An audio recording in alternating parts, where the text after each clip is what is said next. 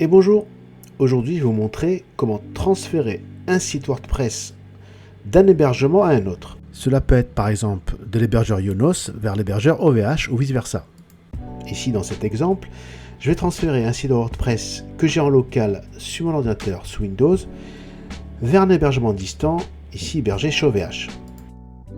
Sachez que ce tuto fonctionne également dans l'autre sens, d'un site distant vers un disque dur en local par exemple, mais également avec tous les types d'hébergements, chez Gandhi, chez Yonos, chez GoDaddy, etc. Moi dans cet exemple, on va partir donc d'un site WordPress en local vers un site hébergé chez OVH. Vous allez voir, c'est très simple, ça s'effectue en 3 étapes. Première étape, on va transférer les fichiers du site WordPress, donc tous les fichiers PHP, images, etc. Deuxième étape, on va transférer la base de données WordPress. Et dernière étape, on va procéder à la modification des paramètres, donc de la base de données, et du fichier wp-config de WordPress. Après ces 3 étapes, on aura un site pleinement fonctionnel sur le second hébergement.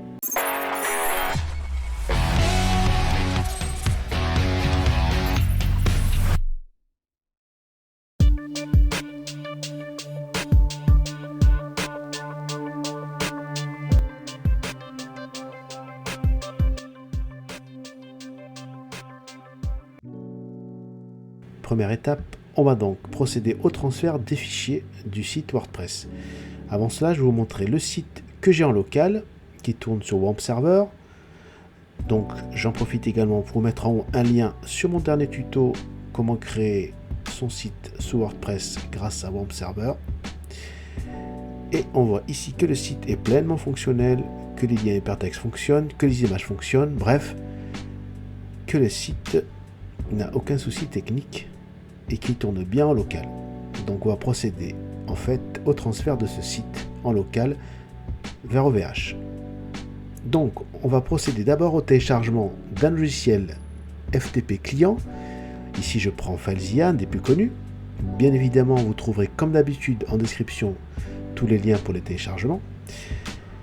Ici je clique sur Download FileZilla client. Vous avez une version pour Windows 64 bits, pour Windows 32 bits, pour Mac et même pour Linux. Ici, je prends la version 64 bits pour Windows et je clique sur Download de la première colonne. Je procède donc au téléchargement. Et une fois téléchargé, je procède à l'installation en faisant exécuter et en faisant suivant. Mais attention, ici, je clique sur Décline pour éviter que l'on installe des logiciels tiers ou des spyware.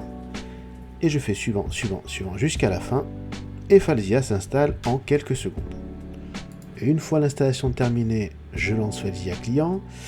Et vous allez voir, l'interface est très classique pour un FTP client. À gauche, j'ai les fichiers en local.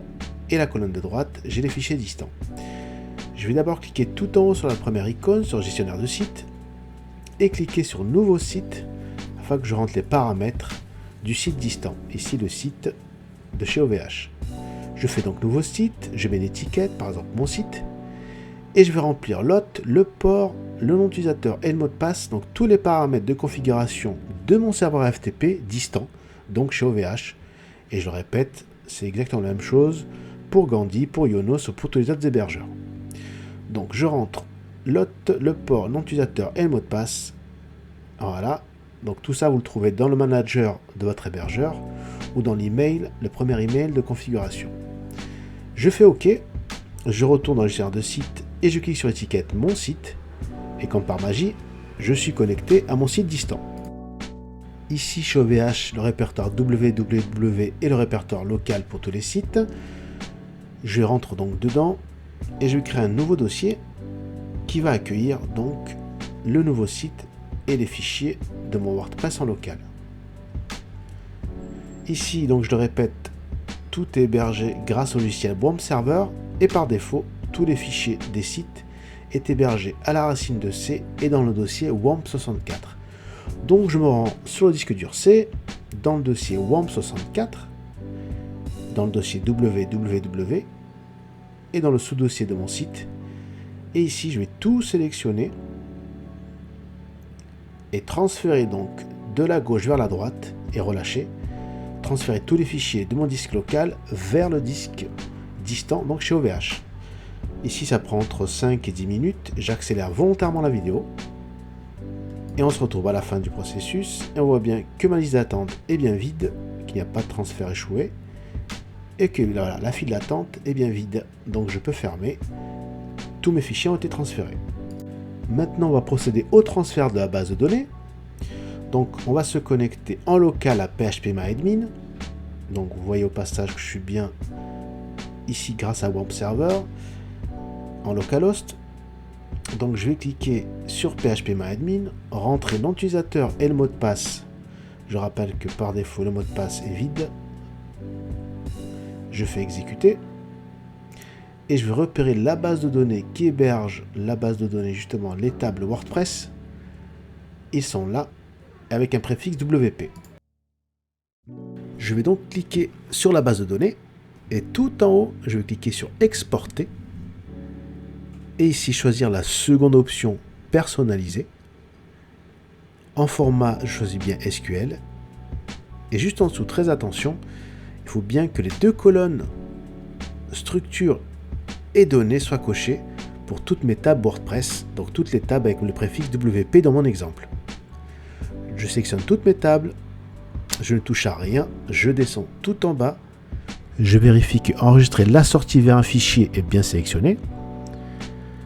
Je descends donc tout en bas et je vais cliquer sur exécuter. En cliquant sur exécuter, je vais exporter toutes les tables sur un fichier sur mon bureau, un fichier SQL, et je fais enregistrer. Et je peux donc fermer mon navigateur. Et j'ai bien mon fichier qui est sur le bureau ici, mon fichier SQL. On va pouvoir maintenant le réimporter sur l'hébergement distant. Donc je me connecte à phpMyAdmin ici chez OVH, donc chez votre hébergeur. Je rentre donc tous les paramètres pour me connecter à ma base de données, la base de données, nom d'utilisateur et le mot de passe, et je valide. Une fois connecté, je tombe sur la même interface, sur l'interface de phpMyAdmin. Et on va tout simplement réimporter le fichier SQL qu'on a créé auparavant. Ici, j'ai déjà d'autres tables, ce n'est pas grave, elles ne seront pas effacées. On a d'autres tables ici, d'un autre site. Je clique sur la base de données tout en haut, c'est très important. Et après, je clique sur Importer. Sur le bouton Choisir un fichier. Et je sélectionne mon fichier SQL qui se trouvait sur le bureau. Voilà, j'ai bien mon fichier SQL. Et j'exécute. Voilà, un petit bandeau vert pour me dire que tout s'est bien passé et mes tables avec le préfixe WP ont bien été importées.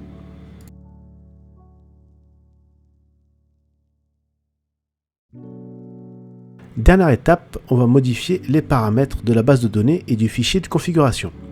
On reste sur phpMyAdmin sur le site distant et vous trouverez en description 5 requêtes SQL que vous allez copier et coller ici dans la case et vous allez l'adapter à votre site bien évidemment. Ici, il faut changer 3 paramètres, le WP, l'ancien site.com et nouveau site.com. Donc ici, je vais mettre les préfixes de mes tables de mon site. Donc moi, c'est WP démo site. Donc je change les 5 requêtes en WP démo site. L'ancien site, si vous avez un doute, vous allez dans la table options. Et ici, dans site URL, vous avez l'URL justement de l'ancien site, du site en local. Vous le copiez et vous le collez. Voilà, dans ancien site. Et vous faites la même chose pour les 4 autres requêtes. Donc on va ici coller l'URL du site en local, qui est localhost bien évidemment, / le dossier du site. En ce qui concerne le nouveau site, il s'agit de l'URL justement du nouveau site. Ici dans l'exemple hightechnetworks.fr / site-démo. Et je le copie, je le colle aux 4 autres requêtes. Voilà. On a changé donc le préfixe des tables qui correspond à vos tables à vous. La requête d'ancien site, donc l'ancien hébergement ou le local, et le nouvel hébergement pour le nouveau site. Une fois que c'est OK, on peut même faire simuler la requête pour voir tout ce qui va se passer. Ici 32 lignes qui vont être changées, ici 9 lignes qui vont être changées dans la table poste. Et quand on est sûr, vous pouvez cliquer sur le bouton exécuter. Les 5 requêtes ont été exécutées convenablement. Ici tout est en vert. Et on peut même contrôler vite fait ici dans la table options. Et je vois bien que le site URL a bien été changé avec la nouvelle URL, celle de nouvel hébergement ou du site distant. Dernière chose à faire, on va modifier le fichier wp-config.php. Pour cela, je me rends dans WAMP64 sur le disque dur, dans le dossier www et le sous-dossier du site. Et je vais copier et coller le fichier donc wp-config sur le bureau pour ne pas écraser justement le fichier existant si j'ai encore besoin du site en local. Je vais l'ouvrir avec le bloc-notes par exemple et je vais modifier 4 paramètres. Le paramètre dbname, dbuser, dbpassword et dbhost qui sont en fait les paramètres de connexion à la base de données du nouvel hébergement, ici dans cet exemple, de l'hébergement chez OVH. Donc je change les 4 variables, dbname, dbuser, ici le password de la base de données et le dbhost, et j'ai plus qu'à enregistrer le fichier et à fermer le bloc-notes. Maintenant on va l'uploader sur l'hébergement distant. Je retourne donc une dernière fois chez FileZilla, je me connecte grâce au gestionnaire de site, je me rends sur le répertoire www, sur le site démo. Dans la colonne de gauche, je me rends sur le bureau et je vais prendre le fichier wp-config et le coulisser vers la droite pour l'uploader. Ici, faire remplacer, faire OK. Donc pour remplacer le fichier wp-config, et je peux donc fermer maintenant FileZilla. Voilà, maintenant, roulement de tambour, c'est le grand test. J'ouvre un navigateur, je tape l'URL donc du nouveau site, itextnetors.fr/site démo. Et voilà, je vois que le site WordPress monte, les images sont là, il n'y a aucun problème technique et le site est fonctionnel. Donc on a procédé au transfert de notre site en local vers un hébergement distant sans problème. Je vais me rendre également dans la partie administration, donc je rajoute /wp-admin à l'URL de mon site. Je me connecte et je vais me rendre dans réglages et général et je vois bien que l'URL du site est bien justement la nouvelle adresse. J'en profite pour aller dans permalien et cocher titre de la publication et faire enregistrer afin de rétablir certains liens hypertextes. Voilà, c'est totalement terminé. Je retourne sur le site. Voilà, il est fonctionnel et tous mes menus et tous les liens hypertextes fonctionnent. Les pages s'affichent normalement et je n'ai aucun problème de compatibilité.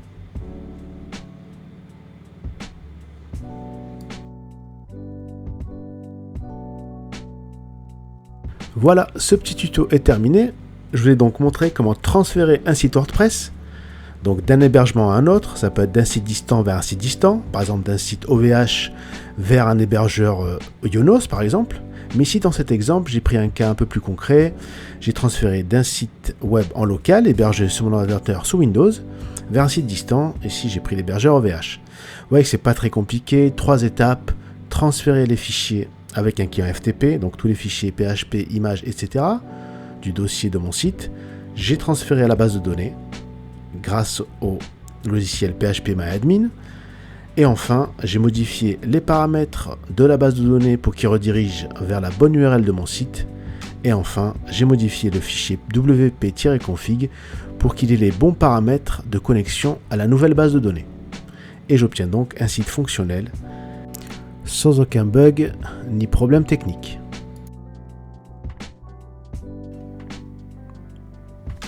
N'oubliez pas de laisser un pouce bleu si la vidéo vous a plu, de vous abonner si ce n'est pas encore fait et d'activer la cloche de notification pour ne rater aucune de mes vidéos. Merci et à bientôt pour une prochaine vidéo.